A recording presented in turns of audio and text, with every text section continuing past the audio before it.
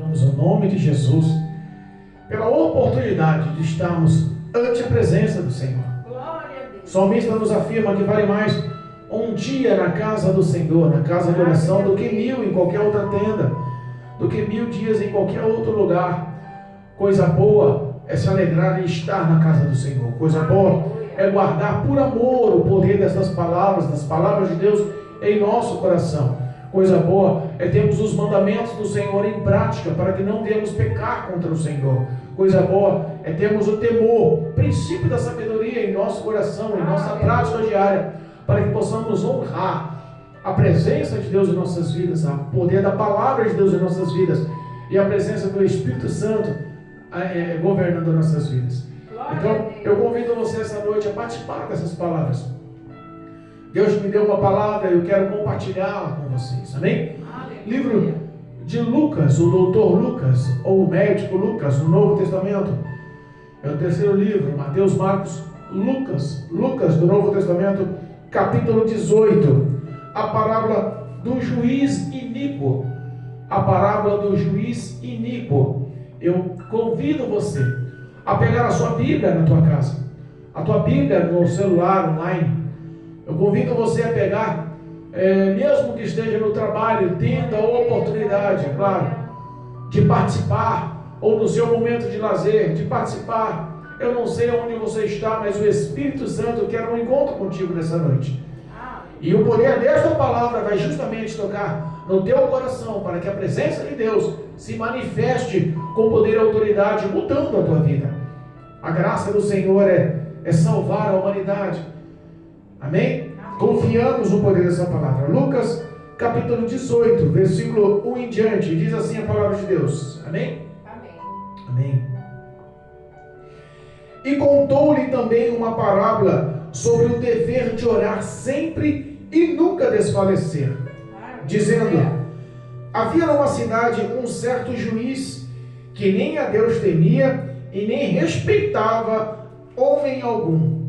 Havia também naquela mesma cidade uma certa viúva, e ia ter com ele, dizendo: faze-me justiça contra o meu adversário. E por algum tempo não quis, mas depois disse consigo: ainda que não temo a Deus e nem respeito os homens, todavia, como esta viúva me molesta, hei de fazer-lhe justiça, para que enfim não volte a me importune muito. E disse o Senhor: ouvi o que diz o injusto juiz. Versículo 7. E Deus não fará justiça aos seus escolhidos, que clamam a Ele de dia e de noite, ainda que tardio para com eles? Digo-vos que depressa lhes fará justiça. Quando, porém, vier o Filho do Homem, porventura achará fé na terra? Eita Deus! Louvado seja Deus. Amém, igreja? Podemos sentar. A lição de hoje, o ensinamento de hoje, o aprendizado de hoje da palavra, fala justamente de uma aliança, de um elo que Deus proporcionou ao homem na cruz do Calvário. Quebrou uma muralha, uma barreira. Essa muralha, essa barreira quebrou-se com a morte e a ressurreição de Cristo. No Velho Testamento, antigamente os homens tinham uma certa liturgia, uma certa ação para levar e confessar em oração os seus pensamentos, sentimentos, pecados e iniquidades perante Deus. Contava-lhe sim as suas falhas aos sacerdotes dos templos. Entrava-se no local santo e abria-se o coração e mostrava os seus pecados ao sacerdote. O sacerdote ia ao local santo dos santos, atrás do véu que fazia divisão no templo, e apresentava em holocausto ali uma oferta, um sacrifício de algum animal, para que o incenso, a fumaça daquele holocausto chegasse aos céus, e assim ele proclamava, anunciava, intercedia pelo pecado das pessoas. Era um ritual ou uma liturgia constante e que formulavam alguns deveres. O sacerdote, ele era só um intercessor. Ele só tinha a obrigação de oferecer os holocaustos para que a compaixão e a misericórdia, através do sangue do animal, perdoasse e purificasse a vida daquele homem ou daquela mulher que é a haveria de pecar. Mas a Bíblia fala que quando Cristo se entregou na mão dos principais sacerdotes, aquele dia de ira dos homens, aquele dia do projeto de Deus sobre a cruz do Calvário, de levar o seu único filho a pagar o preço por meus e por teus pecados, aquele dia quebrou-se também um tabu, quebrou-se o bloqueio do homem conversar com o próprio Deus. Cristo, ele veio como o intercessor. A Bíblia nos ensina no livro de João que Jesus, ele é o caminho, ele é a verdade e a vida, e ninguém consegue ou ninguém vai a Deus se não for por ele. O acesso hoje que o homem tem de se relacionar com Deus é extremamente fácil, simples, mas tem que ser de coração, tem que ser com verdade, tem que ser com transparência. Verdade, meu Deus. A Bíblia fala que o véu do templo foi rasgado de cima e embaixo. Aquele véu era intenso, é enorme, pesava mais de 1 tonelada e rompeu, não tinha como homem algum romper. E aquele véu foi rompido de cima a baixo, para que não houvesse dúvida que foi o próprio Deus que rompeu aquele véu de cima para baixo, para que o homem tivesse acesso a ele, oferecesse as suas orações perante a presença do Senhor. Aleluia. A Bíblia fala que o poder da oração pode muito em seus efeitos. A oração do justo pode muito em seus efeitos. A oração sempre foi um marco de relacionamento e intimidade com Deus. O versículo 1 que nós lemos fala da importância. Quem conta essa parábola é o próprio Jesus. É Jesus ensinando aos seus discípulos no particular a importância de orar com constância, a importância de orar sempre, a importância de não se entristecer, de não parar, não desfalecer nas orações. Aleluia. Glória A oração pode muito. A oração fez muito, a oração realizou muito. O próprio Jesus, como Filho de Deus vindo dos céus, da sua glória, deu um exemplo do poder da oração, ensinou os discípulos a orarem. Aleluia. Todas as vezes que Cristo se doava em meio às ações de anunciar o reino de Deus, ou em meio de milagres, em meio de curas, em meio de libertações, ele sempre, quando se esvaziava de si, ele se punha de joelho nas madrugadas para buscar a presença do Senhor, e após as orações, após a intimidade, a aliança, a alimentação da parte de Deus através da oração, milagres aconteciam. Eita, Deus fiel. Milagres aconteciam. Ei, meu Pai. Deus mexeu com as forças da natureza depois das orações. Olha aí, Jesus. Mandou o vento se acalmar, mandou o mar se acalmar, o vento se calar. Aleluia. Libertou endemoniados, curou doentes, leprosos, ressuscitou enfermos. O poder da oração através da vida de Cristo foi um ensinamento. Todas as vezes que o Senhor orava, ele se enchia da graça e do poder. Grandes feitos foram realizados através da oração. Os discípulos aprenderam e entenderam o poder da oração. A igreja aprendeu e entendeu o poder da oração. Glória a Deus. Temos relatos de, por exemplo, a Bíblia nos ensina que quando Pedro tinha sido preso numa prisão de segurança máxima, com soldados guardando as portas, sendo julgado para no outro dia pela manhã ser morto após a festa da Páscoa. Herodes já tinha sentenciado a Pedro à morte, e Pedro, por ser o líder, o mais audacioso dos discípulos, era para ser a visão de Herodes, o exemplo de dor, de morte, para que intimidasse e para que o povo parasse de anunciar o nome de Cristo. Mas a Bíblia fala que a igreja primitiva tinha relacionamento em oração. Aleluia. Os homens e as mulheres estavam orando e clamando por Pedro em oração, e a Bíblia ouve o poder da oração. Glória a Deus. A Bíblia fala que Deus ouve o poder da oração. A Bíblia fala que dos céus Deus muda o trajeto da história, os planos dos homens. Muitas das vezes mudam pelo poder da oração. Deus envia um só anjo e vai lá resgatar Pedro. Pedro, conhecendo o seu destino de morte, estava numa calmaria, tranquilo na prisão, dormindo, cochilando em paz, sabendo que a morte é lucro, sabendo que o destino depois da morte, o lar depois da morte era certo, a glória, a recompensa, a presença do Pai era certa. Então estava ele tranquilo, mas Deus tinha planos, porque ouviu a oração, o coração quebrantado da igreja clamando por Pedro. Deus envia um anjo lá naquela prisão.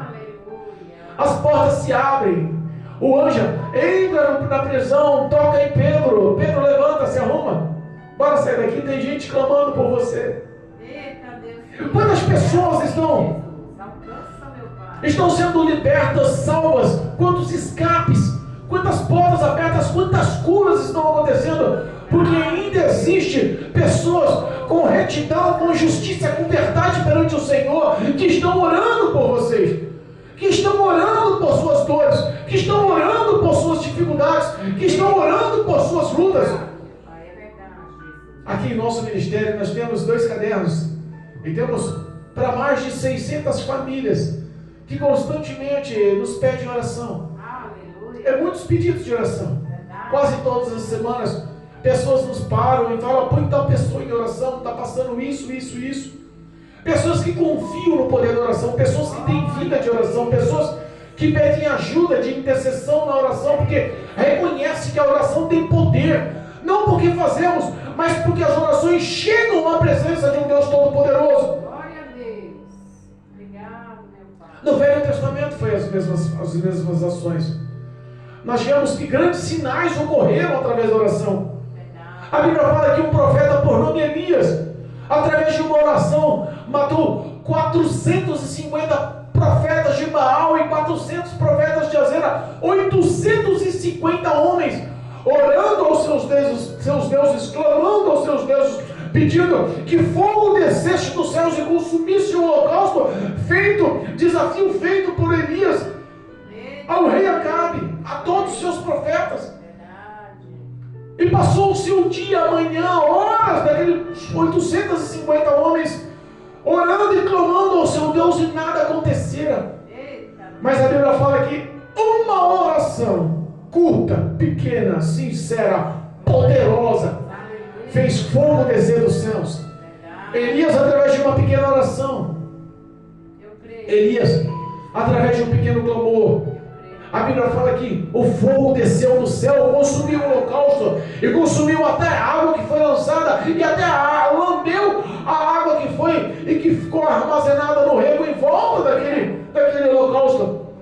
O fogo consumiu o holocausto, o fogo desceu do céu do holocausto através de uma pequena oração. A oração pode sim realizar. A oração sim pode fazer, a oração sim pode concretizar. Os teus sonhos podem ser realizados pelo poder da oração. Repara que o sobrenatural pode acontecer sim. Pastor, o senhor não sabe o que eu estou vivendo?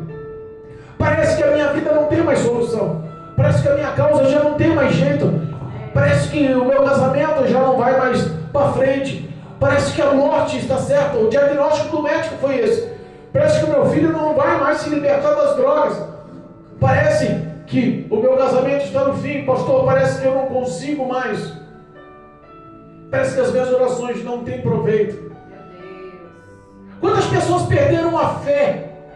Quantas pessoas estão desiludidas? Quantas pessoas estão sendo frustradas? Quantas pessoas estão sendo derrotadas? Porque já não conseguem mais ter intimidade com o Espírito Santo e abrir o coração, estão abrindo mão da fé. Eita, meu Deus. Cristo nos mostra através dessa parábola, desse ensinamento, que a perseverança na fé traz resultado, a insistência na fé traz resultado. Não existe pequenas ações ou grandes ações, existe coisas difíceis ou impossíveis. Existe a manifestação de um Deus todo-poderoso, Criador dos céus e da terra, sem limites para te alcançar e mudar a tua história. Glória a Deus. Deus dá um exemplo poderoso através de Cristo Jesus numa parábola, e essa parábola temos sim que enfatizá-la. O ensinamento para aqueles discípulos, na realidade, é um ensinamento para nós nos dias atuais. Glória a Deus. Quantas pessoas se afastaram dos caminhos do Senhor porque encontraram injustiças no meio do caminho? Meu Deus. Quantas pessoas se enfraqueceram e saíram de uma rotina diária na presença de Deus através da oração, porque encontraram dificuldades através do próprio homem, injustiças. Meu Deus. E ser injustiçado é difícil. Ser injustiçado dói. Ser injustiçado te causa uma depressão, desânimo. Quando você não consegue se defender, quando a pessoa é mais forte, quando a pessoa é maior, que você não consegue a quem apelar. Parece que você se sente um derrotado, e essa é a verdade. Quantas injustiças nós vemos? Nós vemos injustiças no mundo inteiro. Às vezes as ações de algumas pessoas destroem toda uma nação. Nós temos diversos relatos de injustiça. Mas esse relato eu quero enfatizar. Jesus, ele enfatiza, ele conta uma história sobre uma cidade. E nessa cidade, a Bíblia fala que Jesus ensinando, diz que existia nessa pequena cidade um juiz. E esse juiz, ele era iníquo. O que é uma pessoa iníqua? É uma pessoa que pratica a iniquidade. E o que é iniquidade, pastor? Que eu já ouvi falar, mas não me lembro. Pastor, o que é iniquidade? Que já ouvi em pregações, eu já vi algumas pessoas comentarem. Eu já tenho entendido no passado, mas eu esqueci. A iniquidade nada mais é do que a prática constante do pecado sem arrependimento. A prática constante do erro sem nenhum tipo de temor, nenhum tipo de arrependimento. O coração já se calcificou naquilo. Aquilo já não afeta mais a vida dela. Mas o que era esse juiz iníquo que Cristo estava explicando para os discípulos? Cristo estava contando no particular para os discípulos. Era um homem que não temia Deus e não respeitava homem algum. Era uma pessoa que se sentia o máximo da autoridade. Era uma pessoa que se sentia intocável, e ele representava a lei. Ele dava a sentença. É ele quem proferia o futuro. É ele que dava a razão do certo e do errado. O juiz naquela cidade era uma pessoa respeitada e de autoridade, apesar que ele não respeitava os homens. Ele não temia o Senhor. Ele não levava a vida dele submissa a ninguém. Ele se sentia o maioral. Meu Deus. Quantas pessoas você conhece que se sente assim? Eita Jesus. Quantas pessoas você tem que realmente tirar o chapéu e falar assim: com essa eu não consigo combater, com essa eu não consigo enfrentar, com essa eu não consigo fazer nada. Meu Deus. Às vezes não são pessoas que estão constantemente em relacionamento com você, mas são situações que abrangem muitas pessoas. Que é um exemplo: Eita. corrupção no governo, Olha aí. corrupção na presidência, corrupção nas prefeituras. Meu Deus. Uma hora a injustiça de um afeta todos. Verdade. Quantas coisas aconteceram de mal para as pessoas? A saúde pública está um caos. Porque injustamente alguém levou peita, ou levou suborno, ou levou aproveitamentos financeiros, desviando verbas para que os hospitais estejam nessa situação. É injusto. E a população padece. Ou as grandes petroleiras, as grandes usinas petrolíferas, que abastecem o diesel, a gasolina e o álcool em nossa nação, por exemplo. Pela ganância de impostos, pela má gestão, má administração dos governos e dos relacionamentos com essas empresas petrolíferas, o combustível aumenta. Tudo indica que o povo que paga o pato, que é uma ação de injustiça. Os caminhoneiros pararam. caminhoneiros, parou-se o Brasil. Pararam os caminhoneiros, afetou toda a história do Brasil. O combustível não chegou nos postos de gasolina. O alimento não chegou nas grandes distribuidoras. Os mercados ficaram desabastecidos. As farmácias e toda a nossa infraestrutura acabou padecendo. A população acabou pagando mais caro pelo pouco que tinha. Nós podemos citar grandes ações de injustiças causadas pelos grandes poderosos que nós pequenos não podemos fazer nada. Agora, existe uma ação que nós podemos fazer, é clamar para o grande, poderoso juiz. Numa nação que temos cerca de 212 milhões de habitantes, nós temos mais de 45 milhões de cristãos. Imagina 45 milhões de pessoas com os joelhos dobrados, clamando em favor da nossa nação, para que a corrupção caia por terra. Você acha que o Deus Todo-Poderoso dos céus, como um juiz justo que é, não alçaria e não julgaria em favor? Aleluia. É um pequeno exemplo para que você entenda o que Cristo queria dizer para os discípulos. Naquela nação, naquela cidade, tinha sim um juiz todo-poderoso, mas era um juiz que não se submetia a respeitar ninguém. Ele não tinha temor a respeito, ele não se agradava de nada que referisse a Deus. A vida dele era uma vida de autoridade, e essa autoridade era respeitada pela lei. Mas também Jesus ensina que ali havia uma viúva. Havia também, versículo 3, naquela mesma cidade, uma viúva, e ela ia ter com ele, dizendo: faz-me justiça contra os meus adversários. O que é essa viúva nos dias atuais? Viúva é uma pessoa que não tem apoio, é uma pessoa solitária, é uma pessoa que não tem recursos, é uma pessoa que faz parte do povo.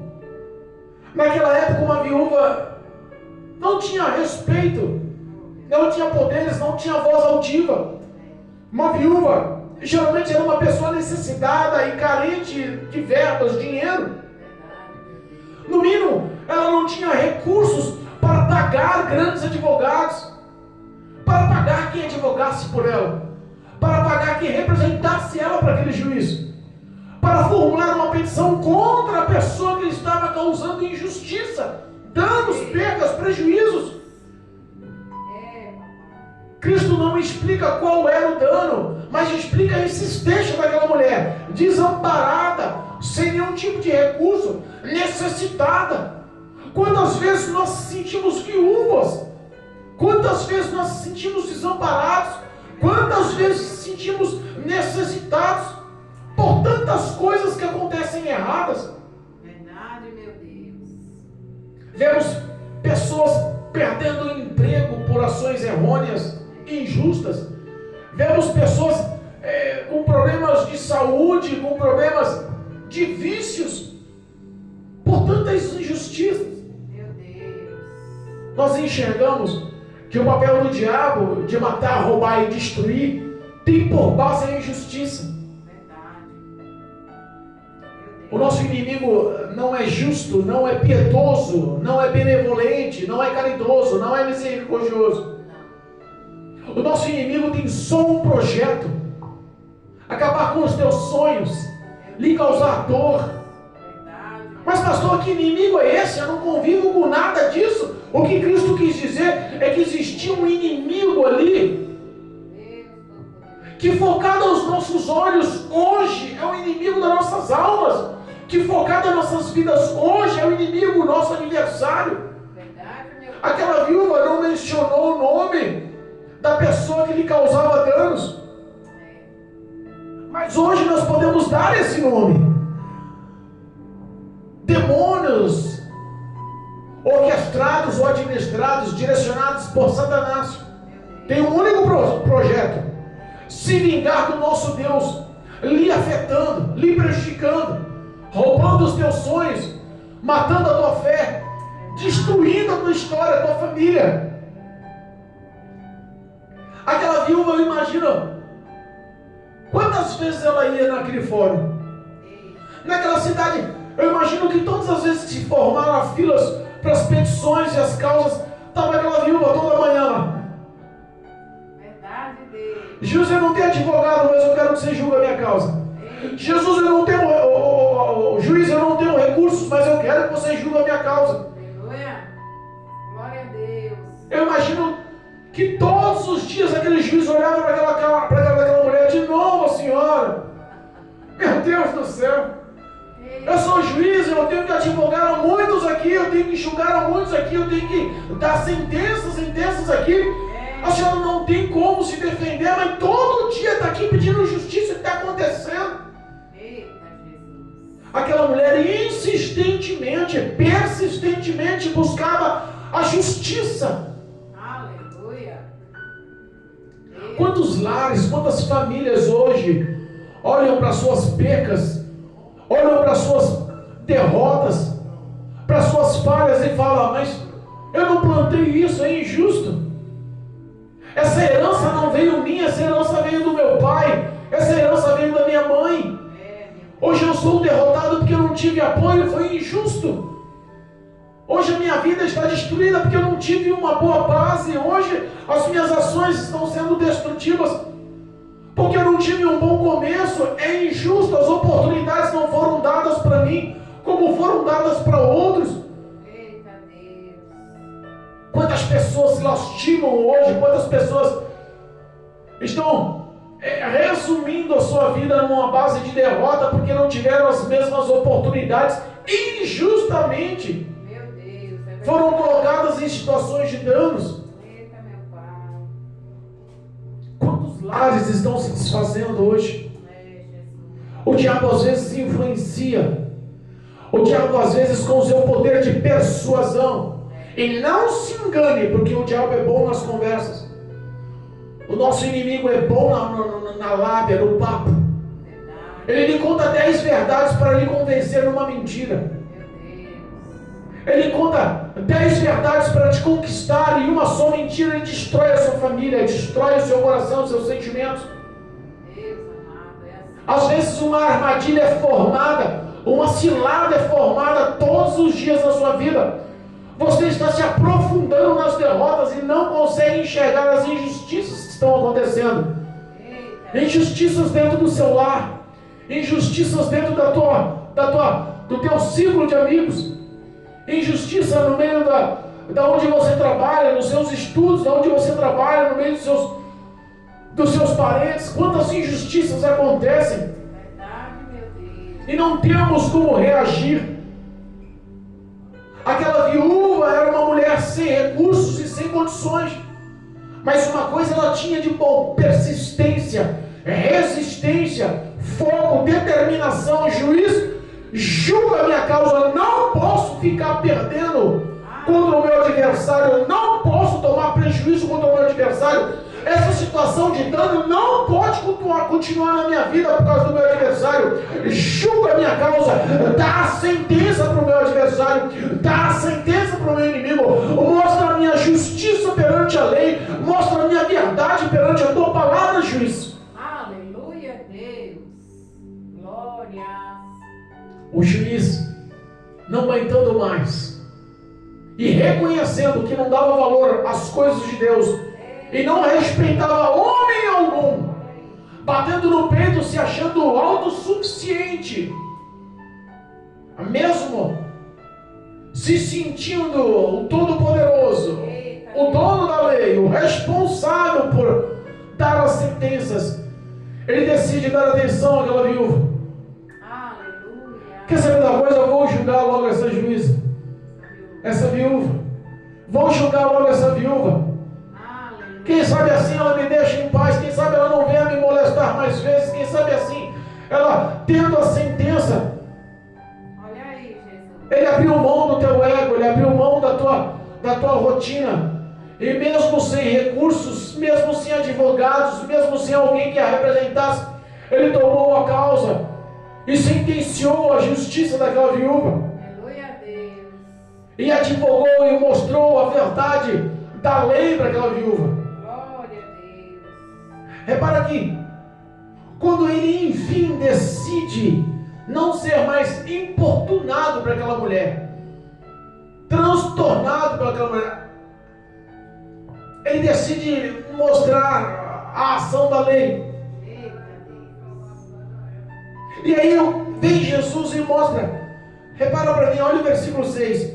E disse o Senhor: ouvi o que diz o injusto juiz. Cristo mostrou para os discípulos: olha o sentimento daquele juiz, olha a intenção daquele juiz, olha o coração daquele juiz. Ele não quis fazer justiça, ele quis se livrar daquela viúva. Ele quis abrir mão de não ter mais o incômodo todos os dias daquela viúva. Ele decidiu julgar a causa dela para não ser mais importunado por ela. Esse era o sentimento daquele juiz injusto. E eu fico pensando, o nosso Deus é justo.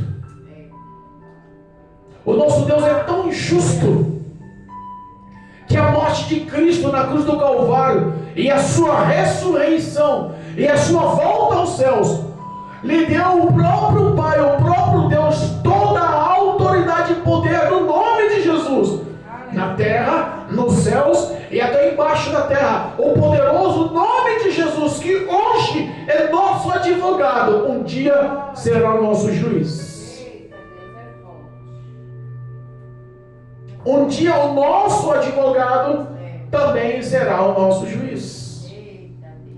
Hoje ele clama no versículo 7, diz: e Deus não fará justiça aos seus escolhidos que o clamam de dia e de noite. Por mais que pensam que está tardia a resposta de Deus, Deus não responde com tardia. Mas o versículo 8 digo-vos que depressa lhes fará justiça. Entenda aqui, ele compara aquele injusto juiz com a justiça de Deus. E Deus, quando ele é comparado, nós lembramos também daquela parábola que mesmo o homem sendo mau, mesmo a mulher sendo mal, como mau pai ou mau mãe, sabe dar coisas boas aos seus filhos. Pediria um filho um pão, o pai lhe daria uma pedra? Pediria um filho um peixe e o pai lhe daria uma serpente? Sendo o homem mau, sabe dar coisas boas a seus filhos, quanto mais o Pai dos céus.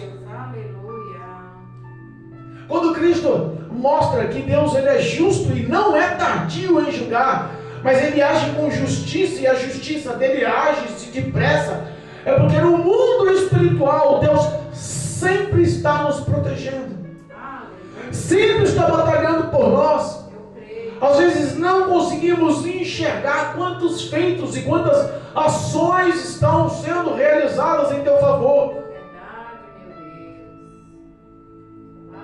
O diabo constantemente está bombardeando a sua mente. Satanás constantemente está tentando desvincular os seus passos do caminho da verdade. O diabo todos os dias está mostrando a porta larga, os prazeres, influenciando, manipulando, para que a injustiça não seja enxergada, para que você alcance os seus méritos e objetivos e prazeres. Ele sempre influencia a conquista rápida. Ele sempre tenta abreviar o caminho árduo para o caminho prático, mesmo que seja injusto, errado, pecado. E aí o nosso inimigo, que espiritualmente constantemente está nos bombardeando com seus dardos inflamados, as pessoas que não entendem o que é usar o escudo da fé, muitas das vezes caem. E aí que a injustiça ocorre, aí que as coisas erradas de outras pessoas muitas das vezes alcançam o seu justo e o fiel do Senhor, o escolhido do Senhor, o amado do Senhor. Mas a Bíblia fala que como advogado fiel, ele nunca perdeu uma batalha. Jesus, como advogado fiel, ele nunca perdeu uma luta. Jesus, como advogado fiel, é ele quem dá a última palavra. Jesus, como advogado fiel, ele sempre batalha e peleja em favor dos seus. Em Isaías nos lembra que não há outro Deus como o nosso Deus, que lute, peleje, batalhe tanto em favor do teu povo como o nosso Deus. Esse é o nosso Senhor, esse é o nosso Salvador. Ele compara a sua justiça, mas de uma forma positiva. Você não está só. Glória a Deus, eu creio. Muitas pessoas se julgam só. Muitas pessoas se julgam perdidas, abandonadas, solitárias, porque não estão vendo a ação de Deus, mas as suas orações estão sendo alcançadas. É por isso que Cristo insiste com os discípulos: persistam em orações, persistam em clamar de dia e de noite. Hoje, Deus continua olhando para você e falando: filho, filha, persista mais um pouquinho em orar, clame mais um pouquinho. O momento da vitória está certo, o momento da vitória é concreto, o momento da vitória é verdadeiro. Há de chegar no devido tempo. Obrigado, Jesus. Aquele que se humilha debaixo das poderosas mãos do Senhor, no devido tempo ele vos exaltará. A resposta vem. Deus não resiste um coração quebrantado. É verdade, Pai. Nós lemos hoje na leitura oficial, e inclusive eu quero demarcar aqui alguma coisa. A leitura oficial, o Salmo 71 hoje, Eita, Deus fiel. fala um pouquinho da justiça do Senhor. Olha aí, meu Pai. Salmo 71, no versículo 19, diz assim, ó: também a tua justiça, ó Deus, está muito alta, pois fizestes grandes coisas, ó Deus. Quem é semelhante como tu? Eita, Pai. Quem é semelhante a ti? Tu, versículo 20, tu que me tens feito ver muitos males e angústias, me dará ainda a vida e me tirarás do abismo da terra. Aumentarás a minha grandeza e de novo me consolarás. Também eu te louvarei com o saltério, bem com a tua verdade, ó meu Deus. Cantar-te-ei com harpas, ó Santo de Israel. Os meus lábios exultarão quando eu cantar, assim como a minha alma, que tu remistes. A minha língua falará da tua justiça todos os dias, pois estão confundidos e envergonhados aqueles que me procuram o meu mal. Eita, Deus fiel. Olha o tamanho do nosso Deus. Aleluia. Olha a grandeza do nosso Deus. Eu creio. Muitas vezes Ele até permite nós vermos a angústia e o abismo, mas Ele nos resgatará de lá. Glória a Deus. O injusto não vai prevalecer na congregação do justo. O ímpio não vai prevalecer na congregação dos santos. O joio não vai crescer e permanecer junto do trigo. Não. Glória a Deus. Amém. A colheita virá. Deus é fiel. A justiça será realizada. Eu creio, Jesus. E quando o salmista diz aqui, ó: os meus lábios exultarão quando eu cantar, com a minha, assim como a minha alma, que me remistes. Não só o agradecimento de lábios, mas com toda a alma, o homem que é justificado Aleluia. cantará e agradecerá, louvará e agradecerá o nome do Senhor. Obrigado, meu Deus. Às vezes passamos por provas tão árduas, tão difíceis, que parece que não vai ter fim, mas quando Deus dá vitória, a justiça acontece, a causa é julgada, a situação muda, a nossa alma se enche de uma alegria tão grande, de um regozijo tão grande, a alegria nos domina de tal forma, a vitória vem e nos completa de tal forma que a gente tenta lembrar da dor e não consegue. Não é igual. É assim. A vitória, ela completa a vida do homem, a justiça de Deus enche a nossa alma de alegria, os nossos lábios de cânticos. Amém, Jesus. O salmista diz aqui que vai falar da justiça dele. O versículo 24 do Salmo 71 diz assim: a minha língua falará da tua justiça. Aleluia. A minha boca vai constantemente, todos os dias, falar da tua justiça, da tua ação em meu favor. Obrigado, meu Deus. A justiça de Deus não é como a justiça daquele juiz iníquo. A justiça de Deus é boa, perfeita, agradável. A vontade de Deus sobre a vida do homem muda a vida do homem. Pois estão confundidos e envergonhados aqueles que me procuram fazer mal. Olha aí. Eita Deus. O diabo às vezes nem entende, nem sabe como ou porquê.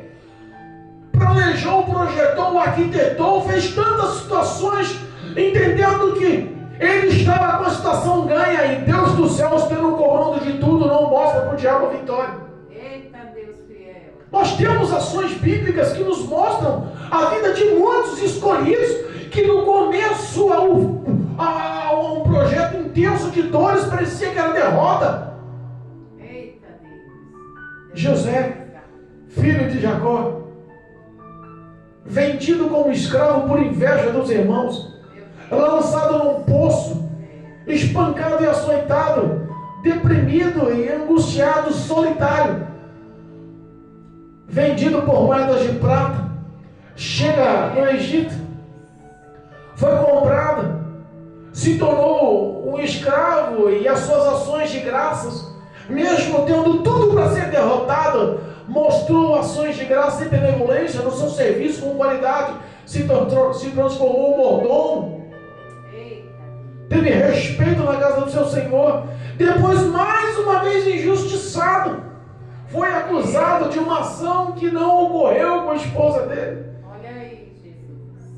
A esposa de Potifar injustamente o acusou. E a injustiça nos dói. A injustiça, quando não temos prova, parece a maior penalidade que tem na vida do homem. Lançado na prisão 15 anos. Meu Deus. Esse homem padeceu por 15 anos. Olha aí. Um dia, ao desvendar um sonho de presidiário, Deus o fez governador do Egito. 7 anos de fartura, 7 anos de fome viriam. Ninguém teria capacitação de administrar aquela situação, a não ser o amor e a graça de Deus sobre a vida de José, sendo enxergada por Faraó. Faraó não quis saber de onde ele estava. Faraó não quis saber se ele era presidiário, se estava injustiçado ou não, se era certo ou não. Faraó realizou o que Deus tinha projetado na vida de José, porque a justiça de Deus mostra a grandiosidade do amor de Deus para a vida do homem. Quantas pessoas estão vivendo aprisionadas como José viveu? Oh, meu Deus, é verdade. Hoje encontrei um rapazinho, ele deve ter uns 18 anos, 19 anos, já não é um rapazinho mesmo. Mas a gente chama de rapazinho porque conheceu ele desde pequenininho, 3, 4 aninhos de idade. Já brincava com meu filho, pequenininho, meu filho tinha 2 aninhos. Dividia os brinquedos, brincava na porta de casa. Cresceu. E hoje, eu passando por ele na rua, ele pergunta: tio Assis, vai ter culto hoje na igreja? O sentimento dele é só Deus quem pode ver. O íntimo do coração dele é só Deus quem pode ver. Infelizmente hoje ele está aprisionado nas drogas. Injustamente Satanás aprisionou ele. Injustamente o diabo lançou ele nas trevas, aprisionou ele com grilhões das drogas. Não sei exatamente o que consome, mas o destino e o futuro está incerto da vida desse rapaz. Aprendemos a amar e a orar por ele. Aleluia. Hoje ele pergunta se teria culto e eu o convidei. Tem, vem participar, a porta está aberta. Vem se alegrar com a gente, vem participar do culto. Continuamos orando. Aleluia, meu Não veio, mas Deus é a persistência na oração vai quebrar esse jugo. A persistência na oração vai alcançar tantas e tantas pessoas aprisionadas. A justiça será realizada e a libertação de muitos será o alvo de alegria e majestade, o alvo de celebração e festas ao nome do Senhor por a justiça dada por Deus. Aleluia. Deus é um Deus de amor, justo, poderoso em sua benevolência, tardio na sua ira, grande em misericórdia. Aleluia. O amor dele é incomparável, inconfundível. Verdade. Esse é o nosso Senhor.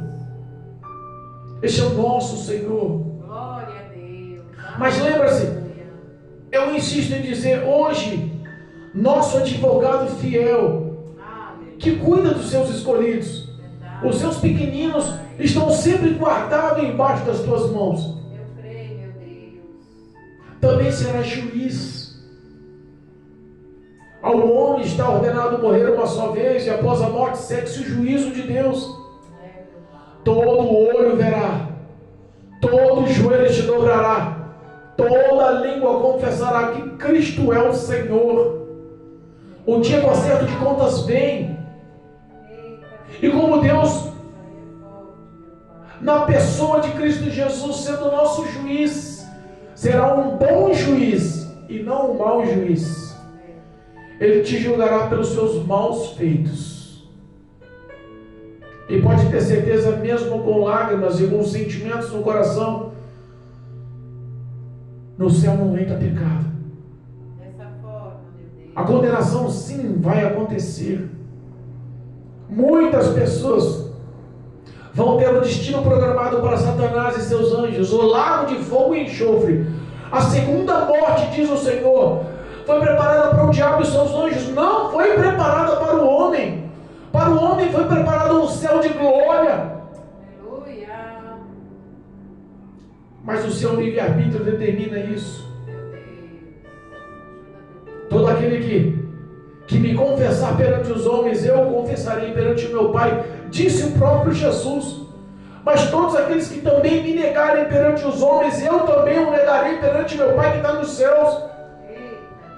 Todo aquele que crê em mim já está salvo, mas aquele que não crê já está condenado. Deus amado. Eu te convido a voltar a orar.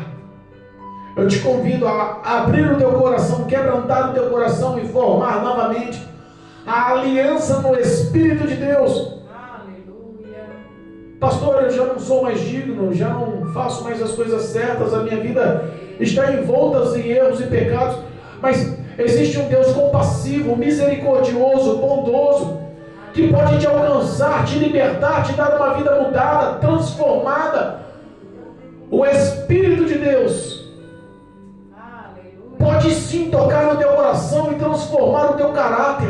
Eita, Deus fiel. O dia do acerto de contas virá, mas hoje Cristo lhe dá a oportunidade de voltar a ter a presença do Espírito de Deus governando a tua vida e tendo Cristo como Senhor e Salvador, e tudo isso vem por intermédio da fé. Aleluia, meu Deus. O último versículo, a parte B do versículo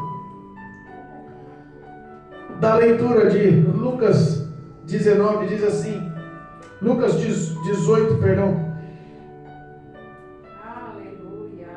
da leitura que lemos, Lucas,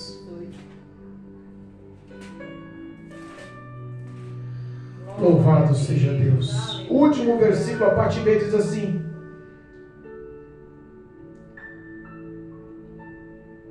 quando porém vier o Filho do Homem, porventura achará fé na terra? Meu Deus. Repara que Jesus faz uma pergunta. Essa pergunta está sendo para você nessa noite, está sendo para mim nessa noite. Porque Jesus vai voltar. Quando Jesus vier, Jesus vai vir. O Filho do Homem virá. Jesus prometeu que virá arrebatar a sua igreja, virá encontrar com a noiva, virá levar um povo lavado, remido, santificado, purificado, de boas obras para os céus. Aleluia. Ele prometeu, ele não falha. Ele prometeu, ele não vai se arrepender. Ele não se arrepende. Ele é Deus. Glória a Deus. As promessas dele são verdade, são concretas, são realizações feitas por fé. Cremos em Cristo Jesus que um dia virá ter um encontro com os seus. E ele faz uma pergunta: achará fé ainda no teu coração? Achará fé ainda nas suas ações? Achará fé ainda na sua vida? Fé, firme e fundamento daquilo que não se vê, mas te espere e creia que há de acontecer. Aleluia, meu Deus. Dá-nos a tua graça. A salvação vem pela graça, Aleluia. por intermédio da fé. Eita, Deus meu. Em um nome de Jesus, receba aí um renovo na tua fé para que você volte a orar. Em nome de Jesus, receba aí uma injeção de ânimo, uma injeção de virtude, de unção, de graça. Em nome de Jesus, receba a fé. Pelo poder dessa palavra, essa palavra vai gerar fé no teu coração. Seja insistente e persistente. Peça para que o Senhor julgue a tua causa. Peça para que o Senhor tome as suas ações, guerras, batalhas, lutas, provas, dificuldades em suas mãos, para que Ele peleje por vós, porque o amor do Senhor, a misericórdia do Senhor, a graça do Senhor quer te envolver novamente, quer te ter como um bom amigo. Isso vem pela oração. Volte a orar. Cristo está com saudade das suas orações. Volte a orar. O Espírito Santo está com saudade do teu choro, do teu coração aberto, do teu clamor, das tuas lágrimas. Cristo está com saudade de se relacionar contigo. Volte a orar em nome de Jesus. Que a força do primeiro amor se acenda no teu coração e que a graça do Espírito Santo te envolva nessa noite. Em nome de Jesus. Em nome de Jesus. Amém? Amém. Louvado seja Deus.